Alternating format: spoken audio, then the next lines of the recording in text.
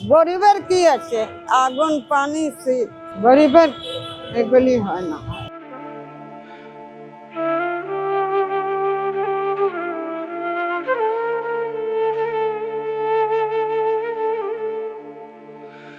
এই ব্যস্ত রাস্তার পাশেই বসে আছেন ৭০ বছর বয়সী মুন্নি বেগম। অসুস্থ শরীর, ক্লান্ত চোখ, তবু জীবন থেমে নেই। হাত পেতে বসে আছেন মানুষের দয়ার অপেক্ষায়। আজ থেকে প্রায় ৪০ বছর আগে ক্যান্সারে মারা গেছেন তার স্বামী। সেই থেকে শুরু হয় মুন্নি বেগমের একাকী জীবন যুদ্ধ।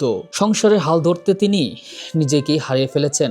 মুন্নি বেগমের দুটি মেয়ে আছে, তার খোঁজ খবর নেন, কিন্তু দারিদ্র্যের বাস্তবতায় মায়ের পুরো দায়িত্ব নেওয়া তাদের পক্ষে সম্ভব হয়নি। অসুস্থ শরীর নিয়েও মুন্নি বেগম বাধ্য হয়েছেন ভিক্ষাকে বেছে নিতে।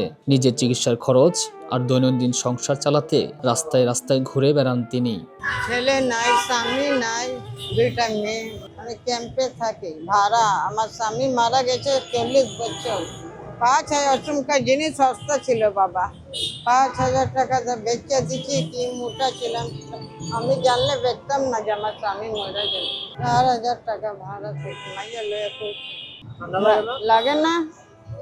গরিবের কি আছে? আগুন, পানি, শীত। গরিবের এগুলি হয় না। কি বড় লোক আমার কি আছে? বাড়ি গাড়ি। বড় লোক আমার কপাল পুরো আছে, কপাল। আজকে আমার ঘরটা থাকতে তো ভাড়া থাকতেন।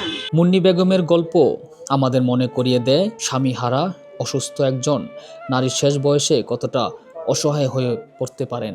এই প্রশ্ন থেকেই যায়, এই মানুষগুলোর পাশে দাঁড়ানোর দায়িত্ব কি আমাদের নয়? ক্যামেরা আশিককে সঙ্গে নিয়ে আমি সোহেল রানা, ঢাকা প্রেস, ঢাকা।